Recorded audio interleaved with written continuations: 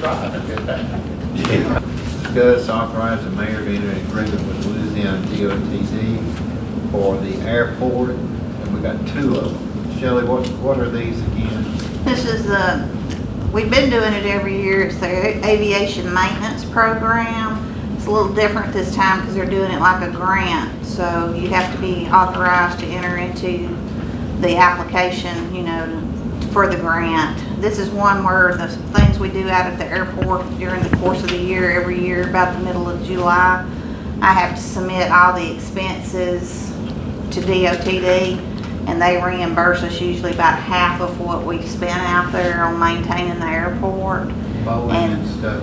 Yes, it's and the insecticides and things like that are Right. included in that, and the pavement markings, stuff like that, anything that's improvements out there. Right. And it has to have a resolution adopted with it. Okay, that's great. Okay, and the second one?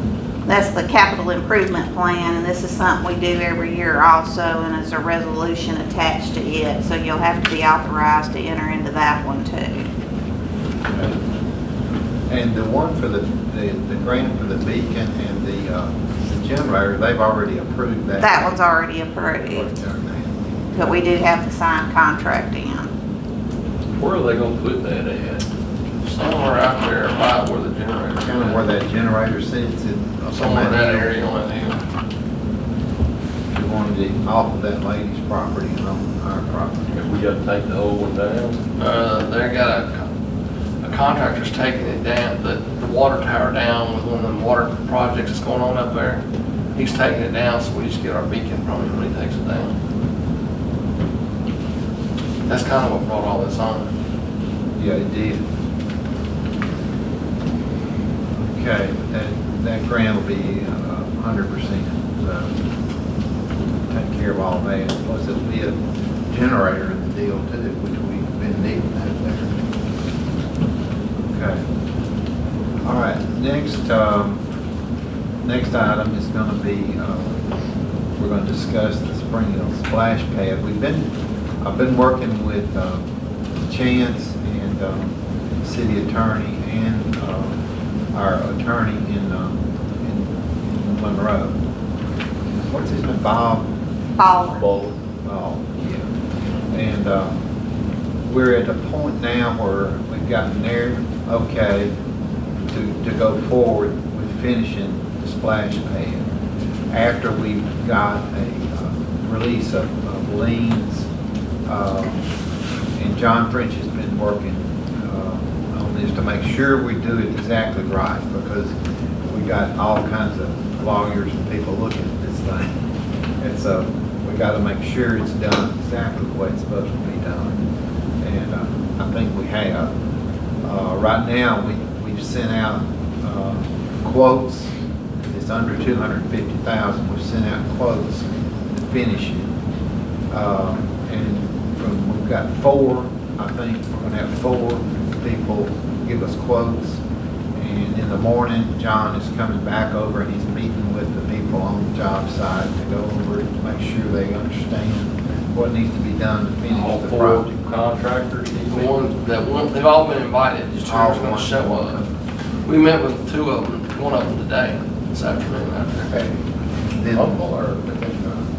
Out of Shreveport, but and then Monday morning, they have till Monday morning, 9 o'clock, 10 o'clock, I forget now. 9 o'clock, to submit those quotes. And then at that time, me and Mike and the engineer are going to look at the four quotes, and we're going to pull the one we think that we should do, which will probably be the lowest bid. But and then we'll bring it to y'all Monday night and tell you what, make a recommendation. And that money comes from where? Or is out of our we're Out of our paying for fund. that. Yeah. Yeah, he's got the money to cover it. But anyway, it just has to be handled just right, you know, and I want to make sure everything was, you know, run through by chance before we did anything. But you think everything's looking all right with that? Yeah, with it being under the 250, you know, quote saves us time, saves paperwork. shouldn't be any problem. All right. I'll be so glad to get that thing done. And we also, I think, John, in the contract, he's put that they need to concentrate. First, they've got to get the pavilion finished, so it'll be ready in time for the Lumberjack Festival. Because I knew that was coming up. I knew we had to do something, or we'd have to relocate that. And so, They have to raise that thing up. huh? The big pavilion, The big- what are they doing to it? They're gonna raise it. It's too low. Yeah. They're gonna raise it. And Got some concrete issues. some they're gonna concrete fix. issues from the guy that built it. And so we're gonna have to, Don't they have to straighten the beams up? Or is that on the That's little? on- that's on the little. Okay, okay. and so we want them to concentrate on that first, so we'll be ready to do the Lumberjack Festival. And he's also given them a time period where they gotta finish the whole thing within 45 days. So I think he's got it pretty well covered there, but. Chase, if we don't get but 2 quotes tomorrow, it's still okay, 'cause we've invited 4. 5. I mean, the number's 3, Okay. you know, I mean, if we've reached out to 4 or 5, I'll tell you what I'll do. I'll see if there's any case law out there on the specific requirement and see what they say if, you know, we've invited 4 or 5, but we only got 2 quotes, how we would move forward. So, I'll have that answer for you on Monday, if that comes to. I mean, I don't know that it will, but in case. Yeah, we can be prepared, yeah. I'll look that up and I'll have that answer for you. Okay, that's what all is going on there, and that's how that's gonna be handled. Hopefully Monday night, we'll have it where y'all can vote on that, and we can get started right away to get that finished. Okay, next item is the police chief. He's not here today. He's cooking fish for the high school boys, I think, for football. But he wants to hire Dave Benjamin as a patrol officer. And then he wanted to move a person, Nikki Anderson, from patrol to narcotics for a probationary period of 6 months. So we'll have that on there for Monday night. Just as far as some announcements or whatever, I was talking to Mike and Darren about it. There's a group in town, I think she calls it the Village, Kathy. Oh, the lease agreement. Lease Oh, agreement, that's what it is, yeah. yeah. But she and a group of people, their little committee, want to provide a luncheon for the city employees, the policemen and the firemen and several others. And I was going to invite y'all too to come. It's at noon on Wednesday, on the 10th.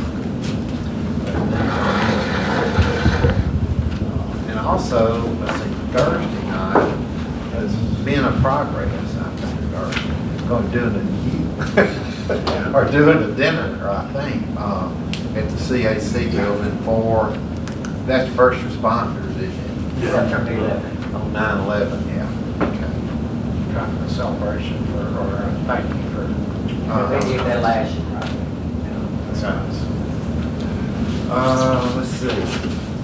Mike's been in and out. He's been, had a diagnosis here that we've been worried about him, but it didn't turn out too good. But he's going to be here, and he's going to probably have treatments and stuff along with it, and just hope the best for him, and I know y'all do. We'll be with him and try to get him through all this stuff. If there's anything I can do, I understand. He'll be in and out probably with treatments and stuff like that. I don't know the exact treatment we're gonna do yet. I'm waiting on an appointment to see an oncologist to discuss that further. That's kind of where we're at with it. Yeah. But then we got Darren and Robert, and they work real well. And they're covering for him, he has to be out. Even though I'm not here, I was out for 2 weeks, but I was on the phone with them constantly, so it's not like I'm just not here physically. We got a pretty good working relationship. We all work good together. Yeah, we do. We got a excellent crew of people, and they, they're glad to help out in any way they can. It's good to have a bunch of people that are working together instead of people working against you. It really is. Makes things work a lot smoother. That's about all I have, unless y'all have anything else. The question I have is, are we gonna bring up Monday night, the building over there on bid? We talked about it last week. Put it out there. We haven't bid it out yet because y'all haven't told me We need to put up. what the minimum was gonna be. We declared it. You declared it surplus. Right. And to advertise it for bid, but y'all was gonna look at it and decide what minimum you wanted to set. And nobody has said anything else about it. Okay, so we still need to advertise it and all that? Yes. Okay. We probably need to get Danny McMullen or somebody to give us a. So, yeah, we need to put that on there for Monday night. We can't do it. I mean, we've already declared it surplus. I'm waiting on y'all to set a minimum. But won't they need to have that, we'll have to have that approved, the minimum We're gonna- amount? No, I think we're gonna advertise it, and then once we do the opening of the bids, it would have to meet the minimum that's advertised in the paper. Right. But we have to set a minimum. Y'all were gonna decide that, and I was gonna advertise it, and y'all haven't decided what you wanted to set the minimum at. But we don't, the council doesn't have to vote on that. No, you can just tell me what it's gonna be, and we'll put it in the advertisement. All right, I'll get with Danny, and we'll see what, I'll get some figures for y'all, and I'll just, text y'all, email you. We'll come to a decision on the minimum that we'll pay. And we'll have to run it for 3 weeks, so it would be the next month before it would come back up. All right, I'll get that. Be the October meeting. We'll get that done pretty quick. Amy's here, you got anything? What are you doing here, Amy? I want to tell you guys, I'm speaking for Main Street since I'm still on the board and we still haven't hired a director. So since I wasn't here last month and I won't make it Monday, I just wanted to tell you guys what's going on with it. So David Smith won a $10,000 grant from Louisiana Main Street for the old hospital building, for specifically the back portion on Church. So that'll be in the works. So he got $10,000 for that, and he'll have to match $10,000, so that'll be $20,000 into that building, that old hospital building. And I believe he has 2 businesses already waiting to go on there, in there. So those will be 2 new businesses in Springhill, which will be good for our economy. Keith Stevens, the Springhill Climate Control, they won the City of Springhill Match Project grant. I should have announced that at the last meeting. I made it just as Stacy was walking out the door, but he won that. So that's a good look for downtown because we only have 4 more buildings with those old shake shingles. And so now Heath is, BNS fixed their one with its metal now. Heath is fixing one. Grisham Photography, they won last quarter's city grant. So now you only have Kevin Mixon with the old shake shingles. So everybody tell Kevin to apply for the next grant. So that one opens, so Heath Stevens, so Springhill Climate Control will have till next June to improve their awning, and that's where the funds you guys approved go.